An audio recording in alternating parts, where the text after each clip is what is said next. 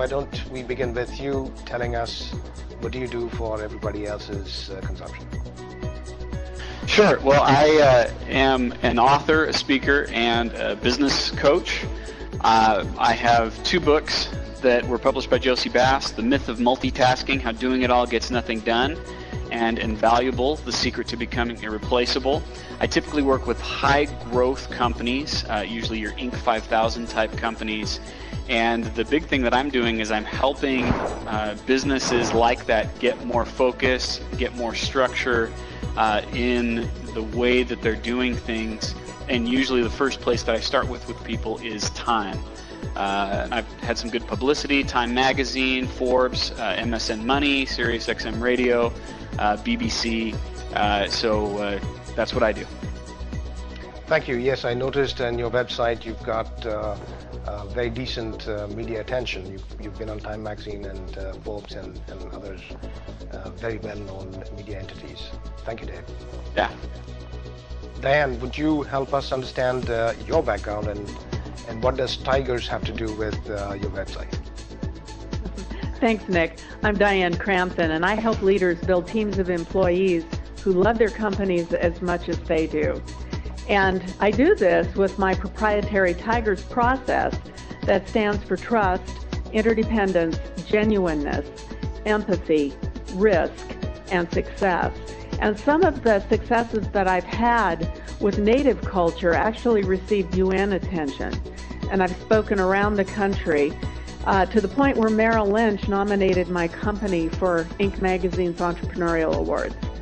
And so I've had a lot of track record with companies helping businesses grow, and as a result, cut my teeth in the merger and acquisition side of business development, blending teams in a way with a type of work environment that it just inspires an engaged and motivated workforce, the type of workforce that could not imagine working anywhere else. Wonderful. That's interesting and very amazing. The title is catchy.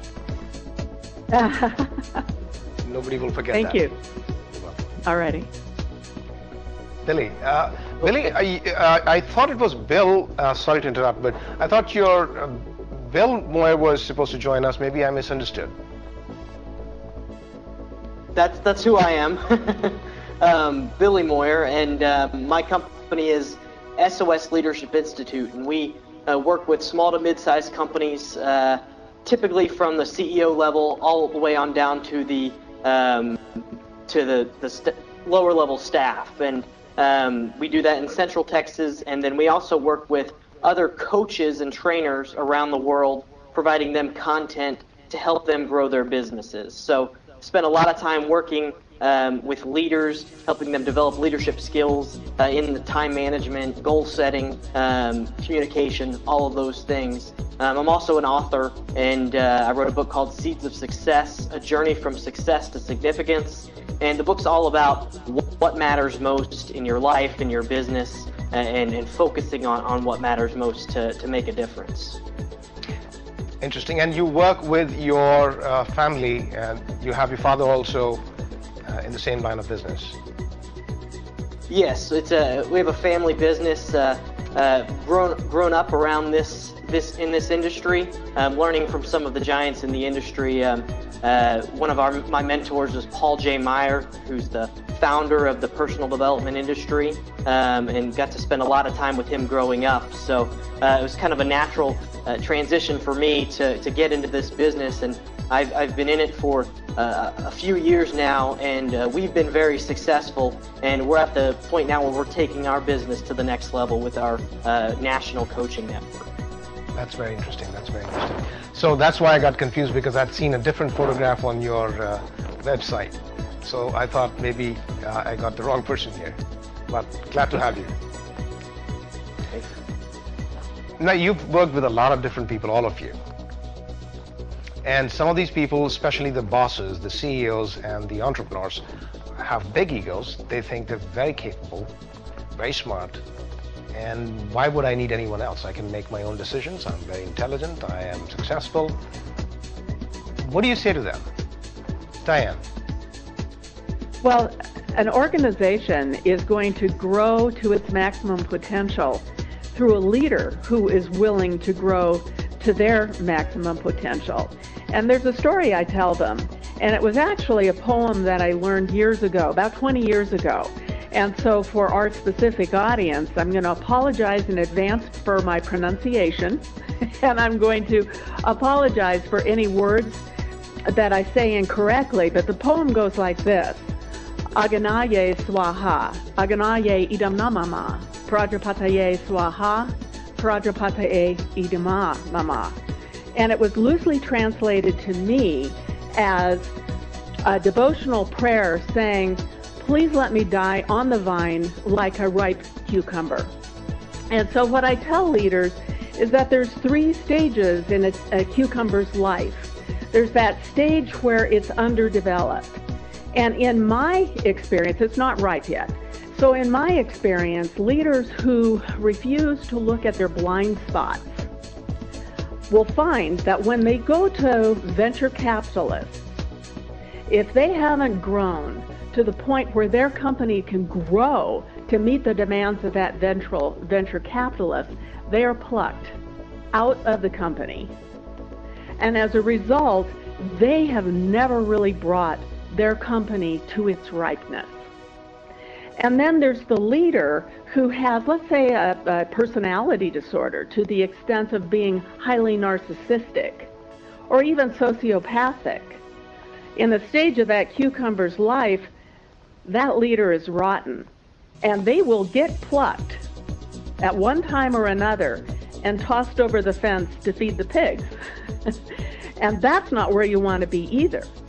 So when you look at a leader that is willing to look at their blind spots and grow to be all they can be so that their company can grow to be all it can be, you have a company like that was started by Frank Schmerman.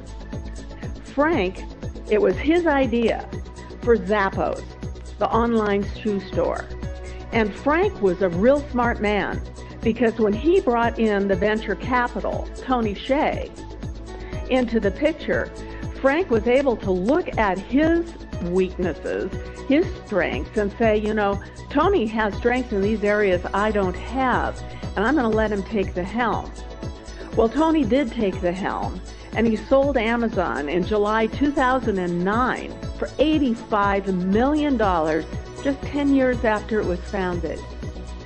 It was a ripe, juicy cucumber, and the leadership was willing to take a look at themselves, to be self-reflective, to move through their blocks and barriers, to build a company that was ripe and in its time. And I'll often ask a leader, when they come into the tiger's den with me, I will ask a leader, are you willing to look in the face, in the eyes of Shere Khan and make a choice? Are you going to be an unripe cucumber? Or are you going to be one that is rotten? Or one that builds an organization to its full potential, like you as a human being have the capacity to be? Now, Diane, I obviously there's nobody who can disagree with this. Google is also a great example, doing the same thing. Dave, do you have the same experience that cucumbers are either unripe or ripe? But taking the lead, I'll say, so once a cucumber is ripe, Dave, do you find that there are executives who don't need coaching? Everyone needs coaching. It doesn't matter what industry we're in. It doesn't matter what level you've attained to. I mean, here's an obvious example. Think about golf. Tiger Woods is someone who still receives coaching for his golf game. There's not anyone who's immune or above it. In fact, when I train executives on my time management program, I'm helping them rethink the way that they build their personal systems in their day. I can't preach that to someone else. I cannot teach that message to someone else if I'm not living it myself. So I have a coach. I had him come out and work with me and take me through my own program. I have worked with way too many quote-unquote gurus in this industry who practice one thing and preach something else. So not only do all leaders, all executives need coaching, but also the people coaching them need coaching. We all can benefit because there are two truths that are universal. It's lonely at the top, and it's difficult to self-correct. That's amen to that, and I'll go back to the point that Diane had made in Sanskrit, which I can say you said very well, because I know Sanskrit. I've studied it for 3 years, but I do not remember one single word of it. I can just say, yeah, you pronounced correctly. But getting back to what Dave also said, that everybody needs self-correcting, and everybody needs a coach. That concept was live in India thousands of years ago, and all the kings had a sage associated with their kingdom, and all major decisions were made by talking with the coach or the sage. And these sages were ascetics, so there was a certain cultural influence, but the reason people thought that they needed a sage, because sage had given up the world and they could be objective and disinterested in the world, and so they could look at issues objectively. What about coaches? Do you think that coaches can look at things objectively? Are they better at doing this than an average person? Are there certain elements that coaches possess that others don't? And I will let Billy answer that question, and then we should go on our own. Whomever wants to add, we should continue with that. I don't think coaches are any better than other leaders at that, but I think it's something that you develop over time. I think a lot of the coaches that we work with, they struggle with whether or not they're qualified to be a coach. I was actually talking to someone last week who was interested in working with us, and he said, I have a lot of experience, but I don't have any coaching experience. So I probed a little deeper and asked him, well, tell me about this experience that you have. What's your favorite part of what you do? And he talked about how he's in the training industry, and after each training that he does, he sits down one-on-one with each of the people that were in the training, and that's his favorite part. And I said to him, that's coaching. So you already are a coach. You just need to take that to the next level. We all possess the ability to be a coach. It's the ability to hold someone accountable, the ability to ask questions, and really the ability to help someone get from point A to point B. That's all a coach really is. It's a guide to help you get from where you are now to where it is that you want to go. And the toughest part of that is figuring out where you want to go. And I think that's a big struggle that CEOs have, a lot of leaders have, is their vision is not clear. They don't have clearly defined goals. And it's said that without vision, the people will perish. And that's very true among CEOs, among coaches, among everybody that's striving to be a leader. Diane, what do you think? Do you think can everybody be a coach, or do we need to be special in some way? I think that that being a coach is a place of wisdom, and there are some people who can really hold that space of wisdom, because it is the right questions. You want to unlock within that leader their own awareness so that they can step forward in the way that is genuine and unique to them. So in many ways, too, a coach is one who holds the space open for a person to grow during a time where it can be quite uncomfortable for that person. And let me give you an example of that. I was working at the VP level with a group of leaders. And this one leader came to me during a break, and he said to me, I think I have to leave my company. Well, that's not something a coach wants to hear, And I said, hey, well, that's a very, very, very interesting thought. I want to talk to you about it later, but I'm just asking you to stay open to what the learning is.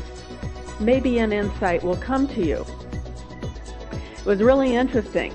So during the next hour or two, I watched this individual get it on his own by by keeping that space safe for him. And it was a palpable experience. I mean, if you could imagine a dim light bulb and all of a sudden it went to like full bloom, this is what happened in the consciousness of this leader. He later told me that the reason that he was going to leave the company was because he was an internal competitor. He had to compete against everybody in his field, and he had to compete in order to take over a position to run this company. But he was at odds with that. And the reason he was at odds with it is he was very satisfied where he was. He loved where he lived. He didn't want to uproot his family and move elsewhere. And he thought, you know, I've run the mecca of this company. I can go no further. What he got, Nick, was really interesting. He got that he could launch new leaders from the position he was at. He could be a mentor. He could be a coach. He could be the wisdom guide that allowed a person to grow to their full potential. And that to him would be more satisfying than taking the seat of the leader in that organization. So in that space, it's not telling a person what to do. It's keeping the space open for them as a wise person. So showing the mirror, asking the right questions, showing the mirror to let them see what they're otherwise not able to see as a blind spot in a certain sense. Yes, and to let them learn what they didn't even know about themselves. But then you just mentioned wisdom as one of the key traits, which is what these sages supposedly possessed as well. Everybody is not wise. Being intelligent is one thing, wisdom is a completely different story. Do you think that as a CEO or an entrepreneur who's looking to select a coach, it's important for them to judge whether the person has the wisdom to guide them or not? I think that that's important, and I also think if there's a connection with that person, because when a leader is shifting to a new level of excellence, they need to feel safe at a time when they could feel very vulnerable because everything that they've known is kind of falling away. So knowing that they have a safe place with their wisdom leader to grow and explore and not know what they don't know. So wisdom, and I think compassion, is another good quality for a coach, because it's hard to watch a person go through their struggles and not want to save them because you can't take a butterfly out of its cocoon. That butterfly must emerge on its own. That is, again, a Sanskrit phrase. I don't remember which one it is, but there is an analogy somewhere. I don't know where, there's similar analogies, but it's something similar in Sanskrit as well. That you cannot push people into any one direction. They have to emerge. They have to emerge. Right. Dave, you come with a little bit more action-oriented, little bit more content-driven approach. Do you think that it's necessary for coaches to have those qualities that we've just discussed, or what is your interpretation and perception of this topic? Well, it's interesting when you talk about wisdom. In my experience, my clients are all wiser than I am.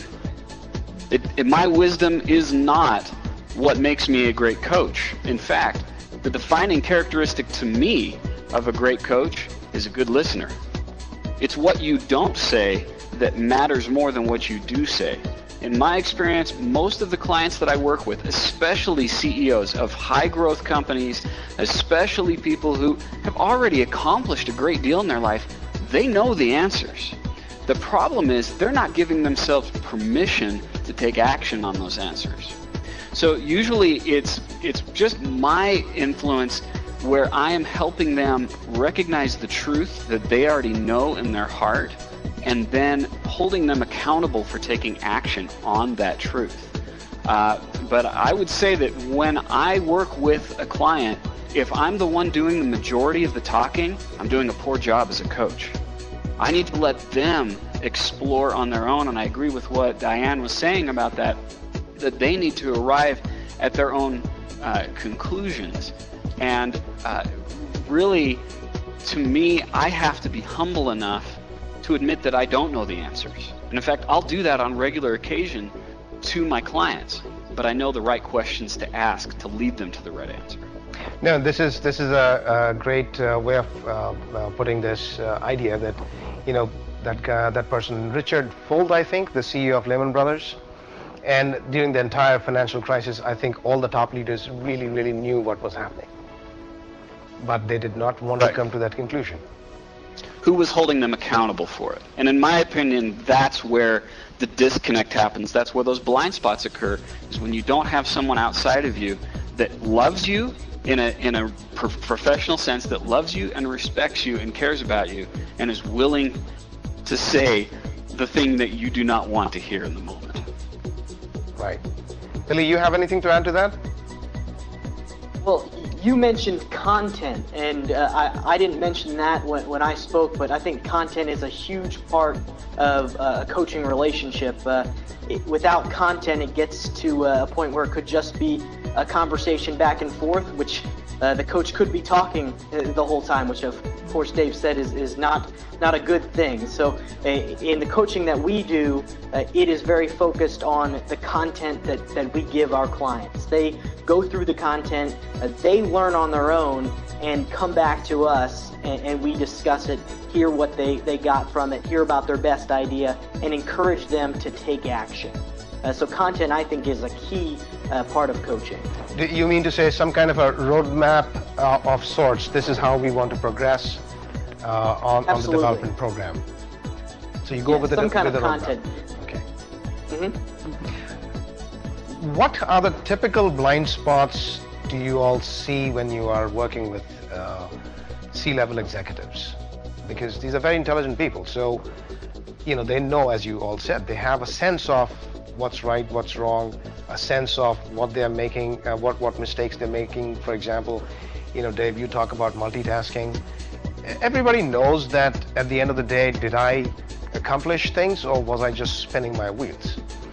So what kind of things that do you see that are very common, which could be standardized and said, you need to work on A, B, and C? Diane, you want to go first? Sure. I find that communication and leadership is generally a huge issue, because unless organizations are working with robots to get work done, they are working with individuals that each have their own skills and talents and abilities. And oftentimes, if a leader thinks it has to be done one way, it's in good communication that they find out that they have brilliant employees if they just unlock that brilliance. So communication is one of the and the people development skills, the workforce development skills, are the ones that oftentimes bring incredible blind spots. And I think another area too, there's the technical side and the people side. I find that a lot of the problems, it's not so much on the technical side, because that all makes sense. You know, you get a good system in place and that makes sense. It's on the people side, that communication side, and the development of people, and realizing that everybody brings a skill and talent, a genius, into the job. It's finding out where to put them in the right spot, in the right seat, in the bus, headed in the same direction. So for me, I see it as being communication, people, leadership skills. What about more domain-specific issues? For example, oftentimes companies, especially startups and mid-sized companies, they have a clear-cut disconnect between their, say, sales and marketing or sales and marketing strategy. These are the things you would think that the CEO should know, but more often than not, at least in my experience, I find it to be the case. Well, and I agree with you, because again, if you look at how the different different structures within the company communicate, if they're not communicating, and ideally, there are parts of a company that are at odds with themselves, like development and sales and marketing. And so without a proper communication flow and a way for people to share what it is they know so that they can actually make good decisions, those blind spots are huge. What about you, Dave? What has been your experience? For me, the number one place that I always start with executives deals with time. I help companies in a wide variety of things that they're dealing with, because I think that small and medium businesses experience the same sets of problems, but the business is the reflection of its leadership. And typically, the average entrepreneur that I work with has a couple of characteristics prior to me working with them. Number one, they're working long hours. They're working 70, 80, 90 hours a week. And I don't care who you are. When you do that, you develop blind spots because you're just so immersed in work. There's no break. There's no time to step away and spend time with family. I mean, how many entrepreneurs have I worked with, business owners, and I ask them, what do they do for fun? And they're embarrassed because they don't have an answer to that question anymore. Their world has become consumed with work, and when you do that, there's no excess, there's no outside energy that's feeding what you're doing within your work. The second characteristic that they have in common is that they're spending about 20% or less of their time in their in their most valuable activities. That means that if they're doing work that's worth hundreds per hour when they're focused on their most valuable activities, that means that 80% of their time, the rest of their time, is spent doing tens, activities that could easily be delegated to someone else, but they're not. And when I go out and I speak to corporations, I talk about how the problem with their business isn't the economy, it isn't things external to their situation, it isn't what their competitors doing, it's them. They're the bottleneck, because the most important employee in the business is them. They're the rainmaker, they're the one that's responsible for bringing things in, but when they're spending the majority of their time on low value activities, the company loses out and they lose out. So really the first place that I start, the first blind spot that I work with, is helping them get some more balance into their life with how they're spending their time, and then helping them increase the value of their time by focusing on the highest value activities that they can possibly be doing. And I think that's a very important point, because this is pretty much consistent with everybody, that you can improve your 80-20 performance. In other words, if you figure out how you are handling your life, your decisions, and what kind of productivity you're achieving, no matter what, only 20% of what you're doing is producing 80% of the results. And if I can make a comment on that too, the problem is right now, time management as it's traditionally been taught is ineffectual. It's not that the principles have changed, it's that the environment that we live in has changed. The pace of technology, how email, voicemail, faxes, all these things are assaulting people at such a high degree, people have been unable to cope with it. They don't have the tools and the skills necessary. So it's not, from my perspective, it's not just understanding intellectually that they're not spending their time in the right place. It's developing strategies to protect themselves from all these things that are assaulting them, and create a barrier that says, I need to protect my time, I need to protect what I'm doing for my benefit, for my employees' benefit, for my company's benefit. Well, one thing I know is Warren Buffett apparently he doesn't use emails or computers as far as possible. And he can get away with that. He can get away with that. Yeah. So, Billy, what has been your experience? What are the kind of typical blind spots that you see with people? Well, there's two that I notice a lot. One has to deal with goals. I talked about that earlier, about vision, about goals. And one of the interesting things about when you're talking about blind spots, look at people that are blind. Did you know that you can be considered legally blind and still see? A lot of people out there are considered legally blind, but they can still see, but it's hazy. It's fuzzy. Their vision is hazy and fuzzy. a lot of CEOs, a lot of leaders, I consider to be legally blind because their goals are hazy, and the goals for their organizations are hazy. And if your goals are not clearly defined within an organization, then how are you going to communicate those goals? So a lot of organizations, communication is a huge issue, but it is a bigger issue because they don't know what to communicate. They can't communicate the goals of the organization. So one of the organizations that I've worked with over the past year, the CEO had never set a goal in his life. He's actually the founder of the company, and he was trying to figure out why the company was doing so poorly over the past 2 years, other than the economy. And when we talked about goals, he said, well, I never really had a plan. I just wanted to see I just let it happen. And over the past year, we've helped him develop a plan, come up with goals for the organization, and now not only is the organization doing much better, but the people are happy. The people are happy because they are a part of the organization. They know about the goals, they know where they're going, and they can commit to that.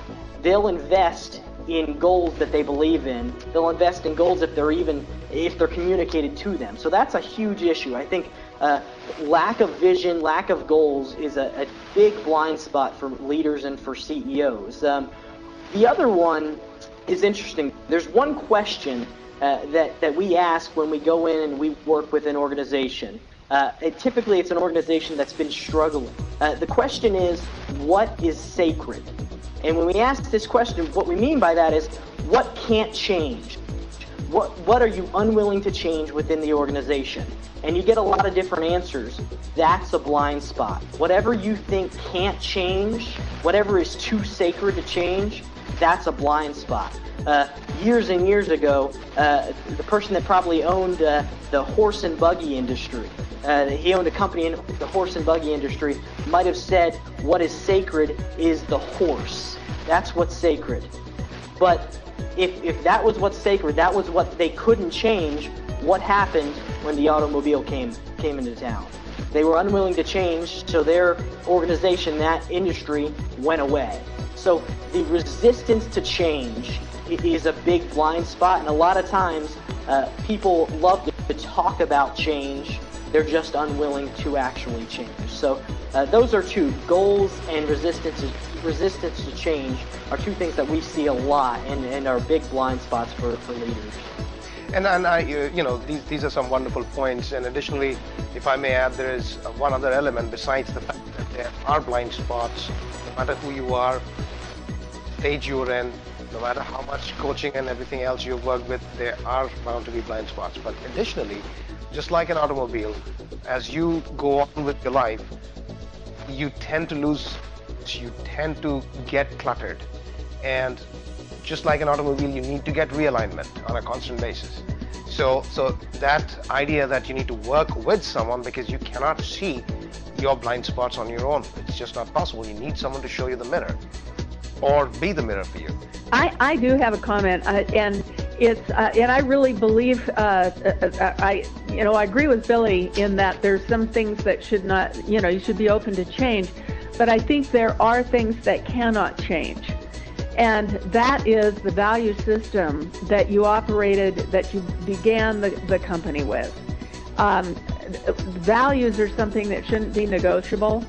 So when we look at the principles that build strong organizations and strong teams, from a Tiger's perspective, we're looking at trust, interdependence, genuineness, empathy, risk, and success. Those are governing principles. And so, for example, to choose a path of action that's untrustworthy, that would go against that value system. Because once an organization loses its true north, from a morality standpoint, it just waffles all over the place. So I would say of the things that should not change would be your value system. And then, so that would be my comment on that. And I will add something to that, Diane, before Billy does. I agree with you to that, but to a certain extent only. I think these are all socially constructed realities. Our value system is critical, and it's hard to change value system, but they do change over time. However, even amongst them, there are certain principles that are more sacrosanct than the others.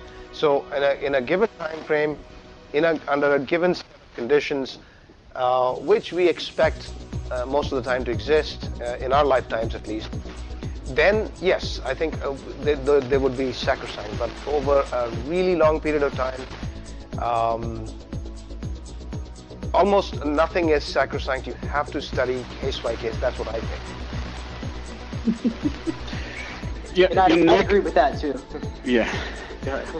I thought of another blind spot that I experience a lot. In fact, it's universal, really, to all small businesses and many medium businesses. I call them gorillas. And a gorilla is someone in the company who is, and they're usually at a high level management, not the top, but usually the number 2 or 3 position. And they usually were with the business from the beginning. And a gorilla by nature is very strong and very powerful. So they wield a lot of power and they do a lot of good for the company. They also, on the other side, make a lot of messes wherever they go. And I have yet to work with a business that does not have one gorilla. And usually it's the thing that is keeping the company from moving forward.